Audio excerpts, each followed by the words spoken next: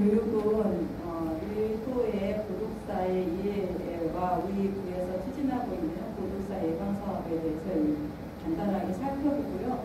2부에서는 우리 루피스에서 개발한 그 마포 폴 모바일 안심케어 서비스 2.2 버전이 다음 주부터 보급이 될 예정입니다. 그거에 대해서 시스템 교육 실시하도록 하겠습니다.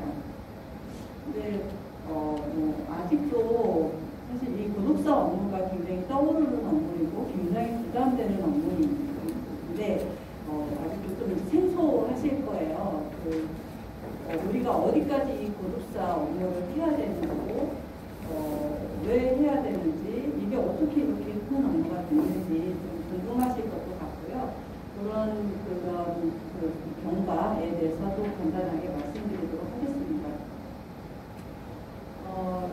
표를 한번 봐주시면 우리 마포구 노인 인구 현황과 1인 가구 현황입니다. 2016년부터 뽑아보는 현황인데요.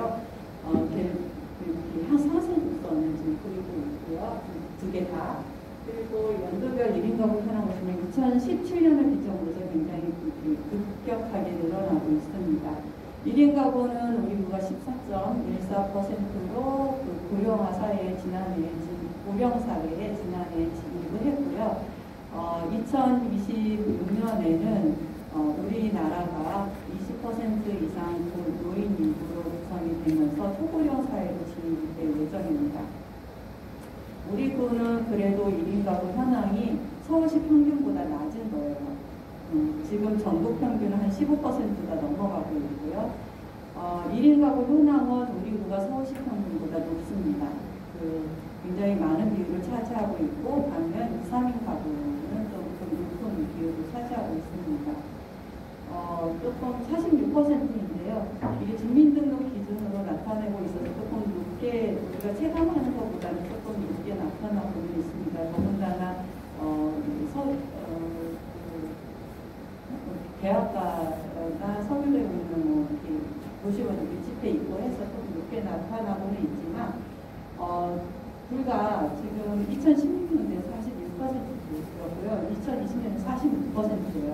그러면 얼마 안 있으면 50% 넘게 둘 중에 하나, 100명 중에 50명은 1인 가구라고 보시면 됩니다. 그래서 우리 이제 고독사 예방 사업이 이렇게 중심이 돼서 업무가 구성이 되고 있고 추진이 되고 있는 상황입니다. 간단하게 고독사에 대해서 설명을 드리면 고독사 예방법 제2조에 따르면 고독사란 가족, 친척 등 주변 사람들과 단절된 채 홀로 사는 사람이 자살, 병사 등으로 혼자 인정을 받고 시신이 일정한 시간이 흐른 뒤에 발견되는 죽음이라고 정의하고 있습니다. 그렇다면 이 일정한 시간은 어느 정도를 얘기를 하느냐? 법에서는 이 일정한 시간의 날짜를 정하지는 않았습니다. 다만 서울시 복지재단에서는 보통 3일 이후에 발견되는 죽음을 고독사라고 정의하고 있습니다. 아마도 3일이 지나면 시신이 부패하고 하는 시기라고 합니다. 그래서 3일이라는 주기를 두고 있고요. 그래서 우리가 앞으로 고독사 예방 사업을 할 때는 이 3일이라는 주기를 중심으로 해서 고독사냐 아니냐를 분류를 하게 될 것이고요. 이 3일 이내에 발견을 하자라는 중심으로 사업을 추진을 하게 됩니다. 지난 12월 달에 저희가 고독사 예방 사업을 한번 했었습니다. 근데 그때도 코로나 때문에 모집 인원을 최소화하는 바람에 많이 참석을 못하셨었거든요. 그때 부산과학기술대학 김석준 장례국제인권과 교수님이세요. 이분이 오셔서 고독사에 대해서 좀 강의를 하셨었는데요. 그 부분에 대해서 조금 제가 중요한 부분을 좀 정리를 해서 다시 한번 말씀드리도록 하겠습니다. 그때 이거 강의하러 오셨을 때 교수님이 저한테 물어보셨어요. 고독사가 앞으로 아시아에서 가장 심각한 나라가 어느 나라가 될 것이냐 라고 물어보셨어요. 저는 이제 일본이 대책은 많이 쓰리고 했는데 그래도 일본이 아닐까라고 생각을 했는데 중국이라고 말씀하시고요. 중국이 지금 산화제한 때문에 1인가 아이들을 한 명씩밖에 낳지 않았고 그리고 사회적 문제로 인식을 아직 하지 않고 있고 대책을 마련하지 않고 있기 때문에 중국이 가장 좀 심각하고, 그리고 우리나라도 마찬가지로 지금 고독사가 지금 대두되고 있기는 하지만 지금 이거는 시작도 안 한 거다. 조금 있으면 이 고독사는 쓰나미처럼 몰려올 것이다 라고 말을 하더라고요. 좀 겁이 나긴 했는데요. 거기에 대비해서 우리 정책이 조금 따라가줘야 된다라고 주장을 하셨습니다. 고독사의 원인입니다. 원인은 뭐 신체적 문제, 정신적 문제, 경제적 문제, 사회적 문제 다 복합적으로 있고요. 우리가 집중해야 되는 부분은 이제 사회적 문제, 지역 커뮤니티의 희박한 그 핵가족화, 아까 1인 가구가 증가하고 그 가족 간의 돌봄 기능이 그 약화되면서 발생하는 그런 데 대응한 우리가 정책을 얼마나 잘 대응을 하느냐, 이 부분에 대해서 조금 집중을 해야 되고요. 저희는 그리고 고독사가 발생하면 일어나는 일은 무엇이냐라고 했을 때 자녀는 불효자가 되고 집주인은 인정 없는 사람이 되고 이웃은 무관심한 사람이 되고 행정은 무능력한 행정으로 인식이 된다는 겁니다. 더군다나 보이는 사회생활에 문제가 있는 사람으로 찍히고, 그래서 고독사는 모두가 피해자다. 이런 현상이 발생하지 않도록 저희는 최선의 그 사회적 안전망을 구축을 해야 한다라고 말씀을 하셨고요. 그리고 이거는 이제 우리가 방문 갔을 때, 상담했을 때 조금 조심해서 주의해서 가야 되는 부분입니다. 이런 사람 좀 주목해 주십시오. 이렇게 정리를 해놨는데요. 인터넷에 의존해 있는 사람, 저희가 상담하거나 방문했을 때 인터넷에 특히 주식을 업으로 하는 사람, 그리고 이혼을 후회하고 있는 사람, 유통기한 지난 식품을 버리지 않는 사람, 표정이 없는 사람, 외롭다라는 말을 할 상대가 없는 사람, 반려동물을 지나치게 애지중지하는 사람, 동전을 방 여기저기에 방치하는 사람, 그리고 분홍색 곰팡이 주의, 그리고 검은색 곰팡이는 경고라고 하셨습니다. 방문 갔을 때 좀 확인하시고요. 그리고 고독사 현장 모습입니다. 이분이 이제 고독사 현장을 굉장히 많이 다니신 분인데요. 그 현장에 갔을 때 공통적으로 나타나는 환경입니다. 쓰레기가 바닥에 흩어져 있다. 그리고 바닥, 가구 위 등 곳곳에 먼지가 쌓여 있다. 방 안에 벗은 의류가 널브러져 있다. 갈색으로 변한 이부자리, 화장실 부엌이 더럽고 유리창이 깨진 채로 있고 망가진 가전제품이 그대로 있다라고 할 때는 저희가 방문 갔을 때 한 번 더 주의 깊게 살펴보시고요. 안부 확인 체계 내에서 지속적인 관리를 해주셔야 됩니다. 다음은 우리가 이런 고독사 예방 사업을 그러면 추진하게 되는 근거는 무엇이냐라고 봤을 때, 우리 마포구 조례가 2018년 12월 27일 날 제정이 됐습니다. 그래서 본격적인 이 고독사가 단위 사업으로 결정이 되는, 지정이 돼서 사업을 추진하게 된 게 2019년부터입니다. 그래서 우리가 이 고독사 업무에 대해서 아직도 낯설고 좀 우리가 얼마만큼 해야 되나 라는 의문이 드는 부분입니다. 얼마 되지 않았기 때문에. 당시 제가 이제 2019년 4월 이전에 동해 근무했었을 때만 해도 이 고독사라는 업무가 단위 업무가 아니었고, 단순히 그냥 복지플래너 정기 모니터링이라든지 안부 확인이라든지 방문 이런 거에 묻어서 그냥 같이 갔었거든요. 근데 이것을 지금 빼서 이렇게 단위 사업으로 가져가고 있는 근거이고요. 서울시도 2018년도 1월 달에 제정을 했고, 그래서 매년 고독사 없는 서울 추진 계획을 수립을 하고 각 자치구로 내려보내고 있습니다. 거기에 대응해서 저희가 또 업무를 추진을 하고 있고요. 그리고 그 고독사 예방 및 관리에 관한 법률이 작년 3월 31일자로 제정이 되었습니다. 아직 시행이 되지는 않았고요. 만약에 이제 시행이 올해 4월 1일부터 시행 예정인데요. 이 법률이 시행이 되기 시작하면은 정부에서도 조금 더 면밀하고 조금 세부적인 업무들이 계획이 돼서 내려오지 않을까라는 생각이 듭니다. 우리 그 동별 1인 가구 현황입니다. 지금 서교동이 가장 많은 분포를 차지하고 있고요. 이어서 공덕동, 성산이동에 1인 가구 가장 많이 있습니다. 서교동은 아까 말씀드렸다시피 제가 보기에는 이제 그런 대학생들, 고시원이 밀집해 있고 비례해서 조금 많은 것으로 좀 추정을 하고 있고요. 공덕동과 성산이 등은 주민들이 중에 1인 가구가 많다고 되어지니까요. 좀 비례해서 이 분들을 조금 더 사업에 좀 집중해 주시면 좋을 것 같아요. 물론 이제 다른 동들도 다 마찬가지로 다 집중해 주시고요. 연희동은 가구 단위 거주자가 가장 많은 것으로 나타나고 있습니다. 그리고 작년에 1인 가구 사망 사건입니다. 1인 가구 사망 사건에 대한 정확한 통계 자료는 없어요.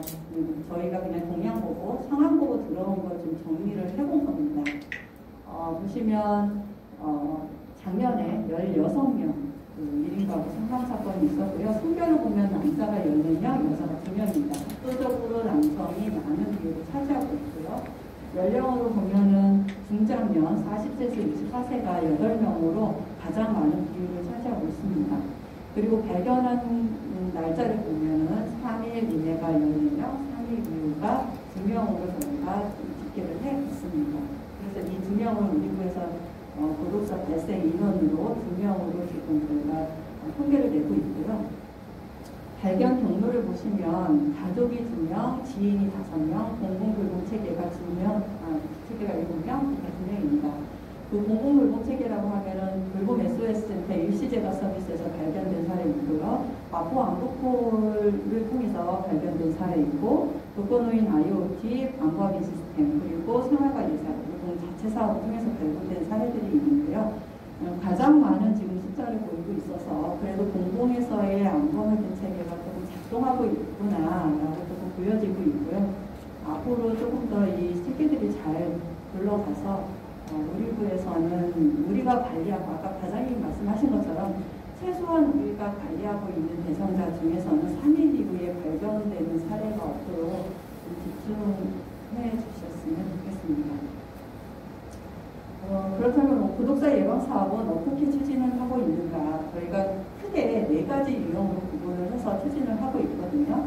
첫 번째는 발굴 체계 구축 강화, 두 번째는 관리 체계 구축 강화, 세 번째는 복지 서비스 지원 및 연계, 네 번째는 예방 교육 및 홍보입니다. 발굴 체계는 저희가 매년 1회씩 실태 조사를 실시를 하고 있고요. 그리고 주민관계망 형성, 서울시 공모사업인데요. 주민관계망 형성사업 이웃살피기를 통해서 발굴을 하고 있고요. 그리고 각동의 명예사회복지공무원이라고 해서 이웃살핌이, 이웃지킴이 구성이 되어 있을 거예요. 연계해서 발굴을 좀 강화를 하고요. 그리고 1가구 취약계층은 차동에서 집중 발굴 조사할 때 사회적 물가하고 같이 발굴을 하자 이렇게 계획을 수립을 해놓고 있고요. 그리고 관리 체계로는 우리가 마포항 좀 시스템 구축을 했고요, 작년에. 그리고 동해 솔루션 회의를 통해서 동 자체적으로 해결하기 어려운 그런 고독사 위험 가구에 대해서는 구의 솔루션 회의를 조금 상정하도록 시스템을 마련해 놓고 있습니다. 아직까지 한 건도 올라온 건 없고요. 그리고 고독사 위험군 그렇다면 이렇게 발굴된 이런 우리의 발굴 체계를 통해서 발굴된 사회적 고립값을 어떻게 관리를 할 것인가에 대해서 계속 고민하고 있고요. 관리 운영 매뉴얼을 지금 계속해서 만들어 나가고 있습니다. 복지 서비스 지원 및 연계는 기존에 이제 복지 서비스를 좀 연계를 하셔서 이분이 사회의 안정망 속에 들어오도록 하는 게 주요 내용입니다. 더이은 프로젝트 있고요. 그다음에 서울형 긴급복지 지원 사업 안에 1인 가구 지원 사업비가 들어가 있는 거 다들 아실 겁니다. 작년에 한 건도 없었던 거 아니구나. 좀 있었던 것 같고요. 여기에는 조금 더 긴급복지 지원 사업비를 1인 가구는 조금 더 많이 지원할 수 있더라고요. 그래서 이거 좀 활용해 주시고요. 그리고 민간 공공 서비스 좀 연계 하시고 사후관리로 공영장례 서비스 운영하고 있습니다. 그리고 예방교육과 홍보를 좀 저희가 또 해야 되는데요. 사실상 일반인 대상으로 인식개선 교육을 지금 하지는 못하고 있고, 다만 우리가 주민관계망 형성 사업할 때 일반인들과 함께 성과공유회를 좀 추진하는 거를 작년에도 계획을 했었고, 재작년에는 했었는데 작년에는 코로나 때문에 좀 하지 못했었습니다. 교육은, 직원교육은 이번 기회에 이런 자리를 통해서 직원교육을 하고 있고요. 포럼이나 워크숍도 개최할 예정입니다. 오늘은 주민관계망 형성사업하고요. 발굴 실태조사 그리고 관리운영 매뉴얼 구축한 부분에 대해서 조금 집중적으로 알아보도록 하겠습니다. 발굴 실태조사는요, 저희가 조례 5조와 6조에 의해서 매년 2회 실시를 하고 있고요. 그 조사 규모나 방법 등은 저희가 매년 정해서 진행을 하고 있습니다. 연도별 실태조사를 어떻게 해왔는지 좀 한번 살펴봤습니다. 2018년과 19년은 주거 취약주택 거주 만 40세에서 64세 중장년 1인 가구를 중심으로 실태조사를 실시를 했고요. 2020년 상반기에는 주민등록 사실조사할 때 전수조사를 한번 해보려고 했었습니다. 서울시 방향도 그랬었고요. 근데 코로나 때문에 주민등록 사실조사가 취소되면서 우리 실태조사도 다 취소가 돼서 못하고 있다가 하반기에 서울시 재난긴급생활비 지원 대상 소득인정액이 0원인 그 중장년 1인 가구를 중심으로 해서 실태조사를 실시를 했습니다. 올해도 일단은 좀 하긴 해야 되는데요. 올해도 주민등록 사실조사랑 같이 하면 좋겠지만 계획이 없답니다. 사실조사에 아직 계획이 없어서 저희가 자체적으로 계획을 수립을 해서 조사를 해야 할 것 같습니다. 지금 예정으로는 40세에서 49세, 작년에 50세에서 64세 실태조사를 했었기 때문에 올해는 40세에서 49세 중심으로 하면 어떨까 지금 생각 중에 있고요. 이거 보시면 왜 65세 이상은 안 하나라는 생각이 드실 겁니다. 그 65세 이상은 노인 장애인과에서 1인 가구 노인 가구 실태조사를 하거든요. 매년 작년에는 안 했다고는 하는데 그래서 저희는 65세 이상은 빼고 중장년 가구 중심으로 실태조사를 진행을 하고 있습니다. 다음 마포한복굴 모바일 안심케어 서비스입니다. 지금 다들 업무 새로 맡으신 분들도 계시겠지만 그래도 플래너 업무들을 한 번씩 해보셨으면 좀 다 아시겠지만 이거는 유무선 전화 삭발신 사용 이력을 분석해서 고독사 여부를 모니터링하는 시스템입니다. 이게 저예산으로 대규모의 대상자를 관리할 수 있는 시스템으로 가장 밑바탕이 되는 안보확인 체계라고 해서 저희가 구축을 하였습니다. 이게 1인당 2,000원, 월 2,000원 비용을 저희가 들여서 이 시스템을 운영을 하고 있습니다. 업무 절차 흐름표를 보시면 이따가 시스템 교육 때 조금 더 자세히 교육이 들어가겠지만 간단하게 살펴보겠습니다. 사용자 등록은 이제는 담당자들 등록하시는 거고요. 대상자 등록은 개인정보 대상자 발굴하시면 개인정보 입력하시고 알림 주기, 그 안보 확인 주기 설정하시고 입력하시면 되고요. 시스템에서는 1차 확인은 SK통신사를 통해서 통화 이력에 발생하는 건수를 분석을 합니다. 근데 SK통신사가 끼지 않은 경우에는 여기서 확인이 안 되기 때문에 2차 확인으로 넘어갑니다. 그래서 안보 확인 주기 3일을 줬는데 3일 동안 통신 이력이 하나도 안 잡혔다라고 하면은 자동으로 안보 콜이 발송이 됩니다. 우리 구에서 이 시스템 내에서 바로 안보 콜이 가고요. 뒤에 제가 적어놨는데 안보콜 번호가 3153-8820번으로 나가거든요. 이거는 발신만 되지 수신은 되지가 않는 번호입니다. 가서 이거를 받았다, 대상자가 받았다라고 하면은 안보 확인이 확인이 되는 것으로 끝내고요. 이것도 안 받았다라고 했을 때 각 플래너들한테 이메일과 공용 폰으로 안보 확인 요청이 들어갑니다. 요청이 들어가면 각 동에서는 확인하시고 시스템에 결과를 입력을 해주시면 됩니다. 올해 아까 과장님 말씀하신 것처럼 저희 올해 고독사 위험군 3,000명을 대상으로 이 서비스를 진행을 할 예정이고요.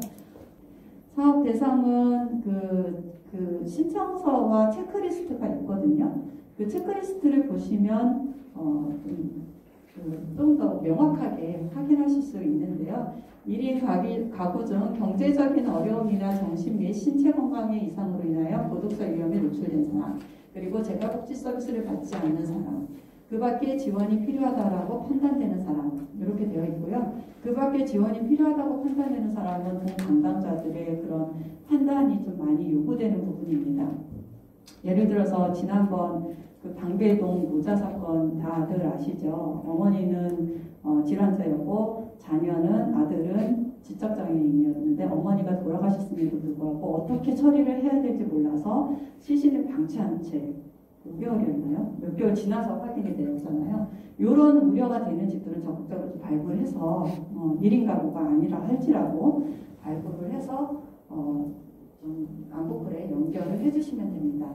다만 이제 노인 요양 보호 서비스나 장애인 활동 지원 서비스를 정기적으로 받고 있는 분들은 굳이 여기에 연결하실 필요 없고요. 그리고 그 스마트 기반 안검인 시스템인 그 도구 어르신 안전건강관리 솔루션 이런 분들도 저희 여기에 등록하실 필요는 없습니다. 그리고 노인 장애인과에서 올해 그 로봇도 이제 하잖아요. 거기에 등록되어 있는 분들도 굳이 이 시스템에 넣으실 필요는 없습니다. 지난해 우리가 이제 추진했던 실적을 한번 살펴보도록 하겠습니다. 보시면 1월 7일 기준으로 2,630명이었고요. 그동안 중지한 대상자가 766명. 그래서 총 3,396명에 대해서 서비스를 제공을 했고요. 성별로 보자면 남자가 1,092명, 여자가 1,538명입니다. 여자가 더 많이 등록이 되어 있는데요. 아까 사망사건 통계자료 보시면 남성이 압도적으로 많았었어요. 좀 남성이 많이 등록되어야 되는 건 아닌가라는 생각이 들거든요. 좀 거부하시는 분들도 있겠지만 남성 중심으로 조금 대상자 발굴하실 때 주의 깊게 좀 살펴봐 주시면 좋을 것 같습니다. 그리고 보장 부분별로 보면은 저희가 좀 관리 체계에 있는 기초수 차상위 복지 대상자가 가장 많이 있고요. 연령별 현황을 보시면 65세 이상이 또 대부분 차지하고 있습니다. 근데 아까 사망사건 통계자료 보시면 40세에서 64세 중장년 1인 가구 8명 가장 많이 차지를 했었거든요. 그래서 이것도 연령별 현황에서도 저희는 말하자면 40세에서 64세가 가장 많이 들어와 있으면 좋겠다라는 생각이 듭니다. 그리고 알림 주기가 1일부터 10일까지 저희가 설정하도록 되어 있긴 한데요. 3일이 가장 많습니다. 그럼 3일 주기 가장 많이 있는 건 보편적이라고 보이는데요. 5일부터 10일까지 주기가 조금 더 주의 깊게 보셔야 됩니다. 특히 10일 주기, 정말 10일 주기를 줘도 괜찮은 대상인지 대상자 맞춤형 그 주기가 설정이 되어야 되는데 그냥 일괄적으로 설정해 버린다거나 이렇게 되면은 나중에 사실 10일 주기라고 하지만 저희가 토요일, 일요일은 확인 안 하잖아요. 나중에는 이게 한 13일 막 이렇게 지나서 확인될 수도 있어요.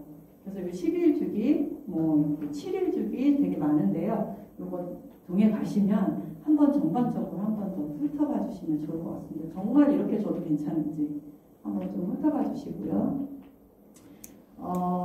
지난번에 저희가 이제 현장 모니터링을 4개동을 좀 했어요. 하면서 조금 체크된 부분인데요. 한 번 더 공문으로 안내 드렸는데 한 번 더 안내 드리도록 하겠습니다. 그 신청서의 개인정보 동의서랑 체크리스트를 한 세트로 해서 꼭 구비해 놓으세요. 이게 조금 요약된 부분들이 있고요. 그리고 신청서가 작년에 3월인가 4월인가 그때 변경된 신청서가 내려갔었어요. 저희 개인정보 동의서가 전산정보에서 그걸로는 부족하다, 안 된다라고 해서 저희가 변경된 신청서를 보내드렸고 점진적으로 바로 바꿔달라고 요청을 드렸는데 지금까지 거의 바꾸지 않으셨던 것 같아요. 변경된 신청서로 다시 다 진구해 주시고요. 그리고 서명 꼭 받아주세요. 이게 자기 휴대폰에 그런 수거신 이력을 분석을 하는 거기 때문에 개인정보에 굉장히 민감할 수 있습니다. 서명 꼭 받으시고 더불어서 신청인과 등록된 전화번호 반드시 일치시켜주세요. 신청인은 어르신인데 이분이 전화를 잘 못 받으신다고 그 딸, 옆에 살고 있는 딸 전화번호 등록하시는 경우도 있어요. 신청인과 전화번호가 달라지잖아요. 그리고 우리가 분석하는 거는 딸의 분석, 딸은 신청한 적 없는데 딸의 통화 이력을 분석을 하게 됩니다. 요거 그렇게 하면 개인정보에 걸릴 수 있으니까요. 꼭 일치시켜서 입력을 해주시기 바랍니다. 그리고 아까 말씀드렸다시피 대상자별 상황에 맞는 안전화 기준을 설정해 주시고요. 서비스 신청할 때 민원인 분에게 좀 안내 좀 잘 해주시면 좋을 것 같습니다. 3153-8820번으로 전화가 오면 꼭 전화 좀 받아달라고 안내해 주시고요. 이게 이제 8820으로 전화가 가면 그렇게 뜬대요. 3153-8820 마포구청입니다. 이렇게 뜬대요. 저도 요번에 이제 그 현장 통화 가서 알았는데 이분들이 그거 딱 받으면 지금 메시지가 어떤 메시지가 나가냐면 현재는 그 코로나19 안내 메시지가 나가고 있어요. 이거를 저희 팀 매니저들이 그 입력을 해서 그렇게 안내 메시지가 나가는 건데 이걸 한두 번 받아보신 분들은 이것도 그냥 구청에서 홍보하는 전화인가 보다 이러고 안 받으시는 것 같기도 해요. 그래서 좀 안내 좀 해주시고요. 저희가 이번에 조금 화면을 좀 바꿔볼 예정이에요. 3153-8820 마포 안부콜 이런 식으로 바꾼다든지 그리고 그 안내 멘트도 이 번호는 발신이 안 되는 번호니까 동주민센터로 조금 문의해라 이런 식으로 조금 바꿔볼 예정이거든요. 이거는 하면은 금방 할 수 있을 것 같고요. 그리고 아까 3,000명 아까 말씀드렸죠. 100% 이상 모집할 수 있도록 해주시고요. 관내 전출 대상자 처리를 좀 해주실 수가 이제 있게 됐습니다. 그 전에는 구청 담당만 이 대상자가 타동으로 전출을 나가면 구청 담당만 전입지 동을 수정할 수가 있었어요. 그런데 지금은 각 동 관리자들은 다 이거를 수정을 할 수가 있게 됐거든요. 타고로 전출 나가시는 분이 아니라 우리 구 성산 1동에서 성산 2동으로 전출 나갔다. 그러면 저희가 이제 정비하잖아요. 한 달에 한 번씩. 그때 하실 때 그 관할동 변경 처리해 주시고요. 그 동으로 공문 한번 보내주시면 좋을 것 같습니다. 그러면 전입지 동에서 이분이 전에 안부콜 대상자였구나. 그렇다면 우리 동에 전이 왔을 때 변경사항이 있는지 없는지 판단하셔서 지속적으로 안부콜로 관리해야 될 것 같으면 복지플래너 담당자 지정해 주시면 되고요. 예를 들어서 다른 가구원이랑 합가 있다 그러면 제외 처리해 주시면 될 것 같습니다. 이렇게 해서 체계적으로 관리할 수 있는 지금 기능이 생겼고요. 아까 말씀드렸다시피 2월 8일 다음 주 월요일부터 2.2 버전이 배포가 될 겁니다. 이 부분에 대해서 조금 잠시 후에 오피스에서 와가지고 설명드릴 예정입니다. 그리고 이제 서울시 주민관계망 형성 사업에 대해서 안내를 드릴 텐데요. 제가 안내 드리기 전에 주민관계망 형성 사업 홍보 영상 한번 보시겠습니다.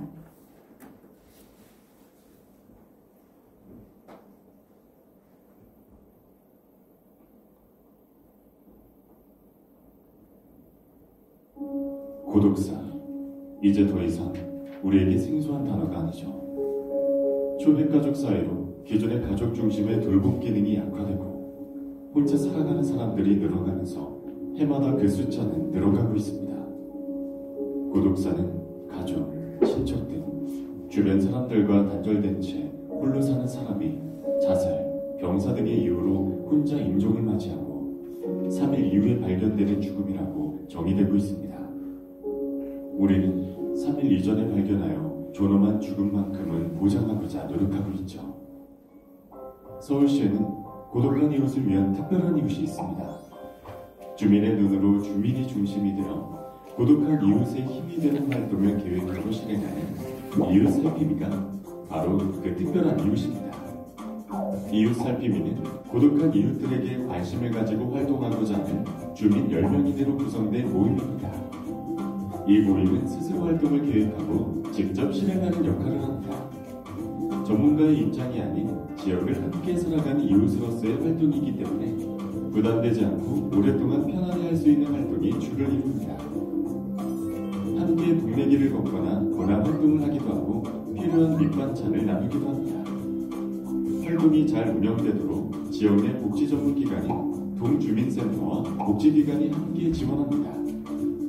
주민센터는 고립된 이웃을 찾아 연결해주고 복지기관은 이웃 살피미 활동을 위한 워크숍 운영과 촉진을 담당하며 주민과 함께 활동합니다. 고독한 이웃은 어디에나 있고 여러분 누구나 그분들을 위한 이웃 살피미가 될 수 있습니다. 120 또는 동주민센터로 연락주세요.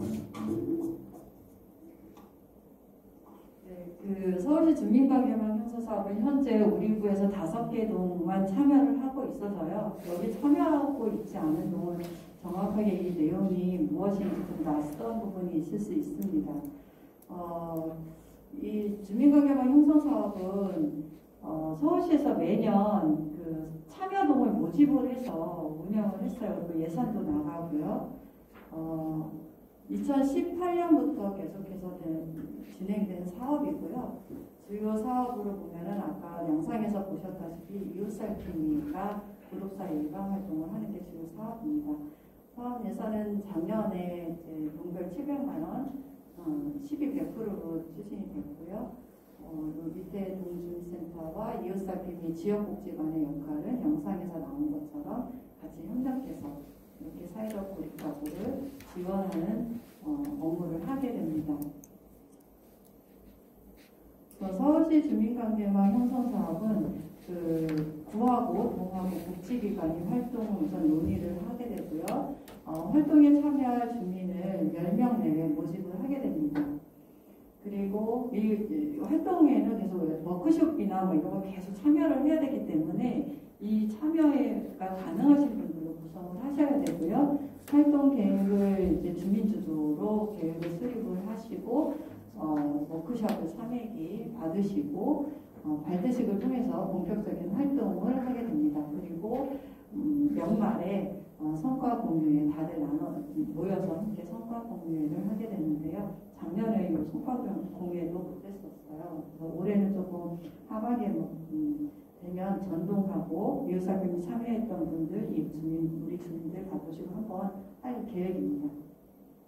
그런데 올해 조금 추진 방법이 조금 변경이 됐어요. 이것도 어제 서울시 교육에 우리 희망복지팀에서 서울시 회의에 어제 좀 다녀온 내용이고요. 곧 동으로 공문이 시범동 모집 공문이 내려갈 거예요. 이 주민관계망 형성 사업이 달라지는 건 아니고요. 지금 현재 동에 복지공동체 사업이 6개 종류로 나눠져 있습니다. 명예사회복지공무원, 나눔이웃, 나눔가게, 시민착동이 이렇게 한 6가지로 이렇게 분류가 되어 있는데요. 이거를 2가지로 통합을 하고요. 2가지로 통합을 하고 거기다가 우리 동네 돌봄단이라는 것을 함께 붙여가지고 시범동으로 운영을 한다고 합니다.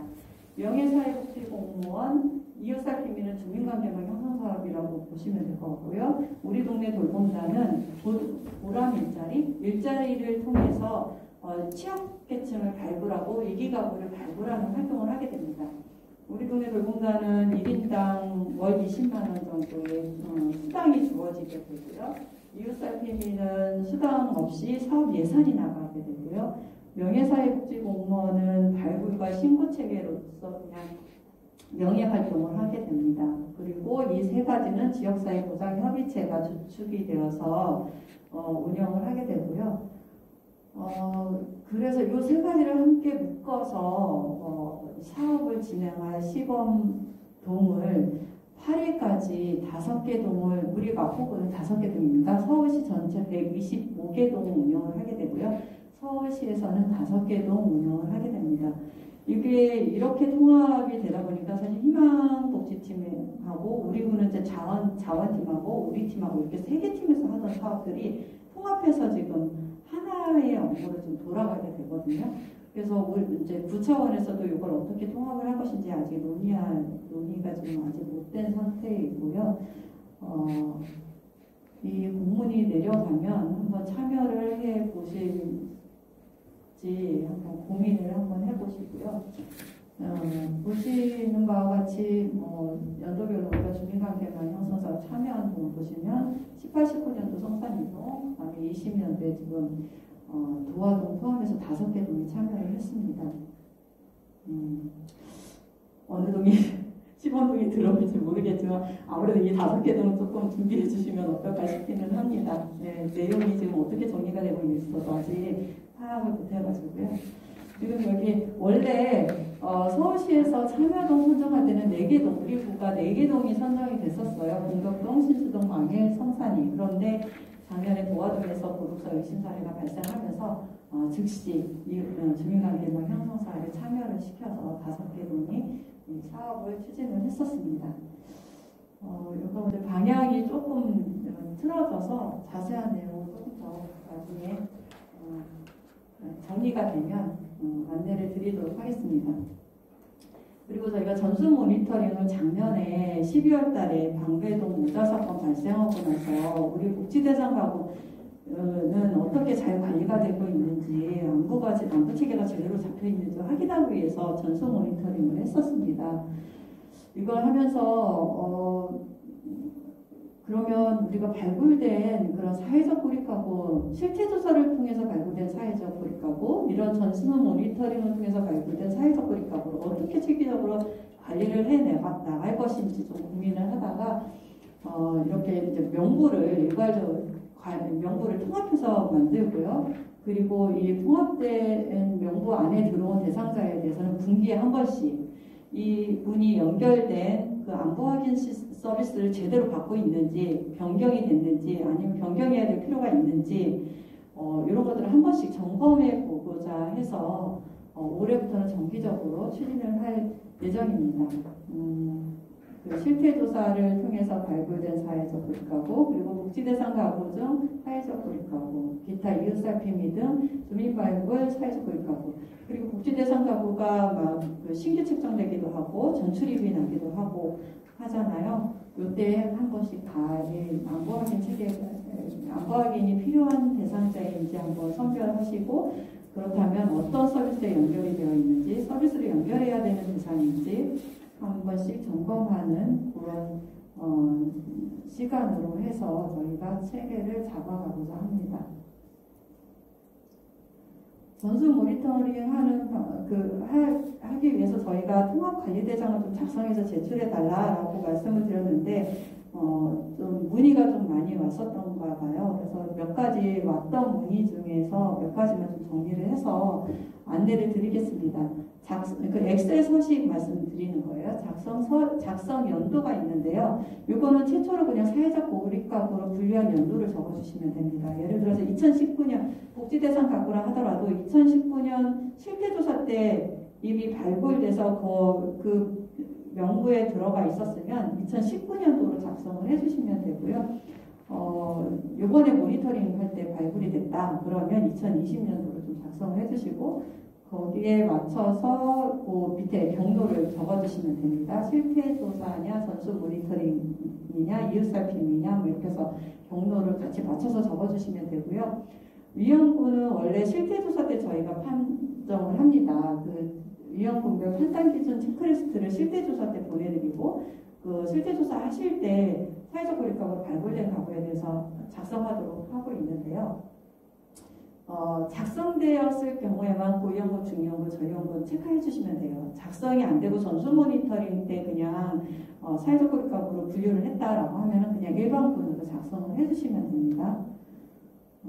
그리고 안부 확인 서비스 연계가 되어 있는지 안 되어 있는지 체크하도록 되어 있는데요. 주된 서비스 한 개에 우선 체크를 해 주시고요. 만약에 중복된 서비스가 있다. 이분은 어쩔 수 없이 중복 서비스로 나갈 수밖에 없다라고 해서 중복된 서비스가 있는 경우는 비고란에 한번 작성해 주시면 나중에 저희가 어떤 체계에서 어떻게 관리되고 있는지 통계를 뽑을 수 있을 것 같아서 이거 좀 넣었거든요. 그리고 우리가 사회적 고립가구로 분류를 했는데 이분은 어떠한 서비스도 다 거부한다라고 했을 때는 빈칸으로 주시고 이연계로 체크를 해주시고요. 서비스가 아닌 직접 관리를 좀 해주셔야 될 것 같습니다. 이런 분들은 아니면은 아까 전에 말씀드린 이렇게 사례 회의 거기에 좀 상정을 해주시고 이렇게 관리를 좀 해주시면 될 것 같습니다. 분기별로 이거는 이제 정기 모니터링 결과라는 칸이 있는데요. 이거는 지금은 작성하실 필요 없고요. 저희가 분기별로 모니터링 할 때 계속 쌓아 나가시면 될 것 같습니다. 이번에 한 3월에 내려가면 전체적으로 한번 또 훑어봐 주시고요. 그 결과 작성해 주시고 그 다음번에 할 땐 그 옆에 칸에 해주시고 이렇게 체계적으로 한번 관리해 주시면 좋을 것 같아서 그렇게 만들어 봤는데요. 혹시 건의사항이나 뭐 좀 수정했으면 좋겠다.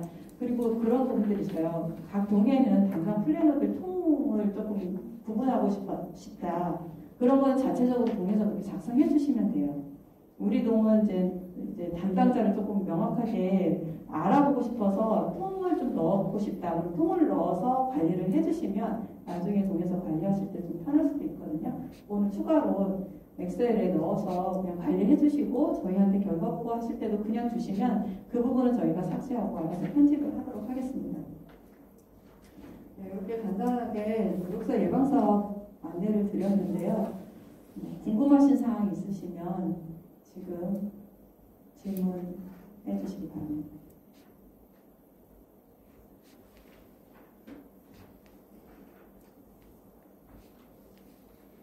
궁금하신 사항 있으세요? 저희가 30분까지 되어 있어서 한 10분 정도 쉬고 이 시스템 교육 하려고 하는데 괜찮으시죠? 한 10분 정도 쉬었다가 시스템 교육 하도록 하겠습니다. 그리고 오늘 미처 질문하지 못한 부분이 있으시면 그 메일이나 전화로 언제든지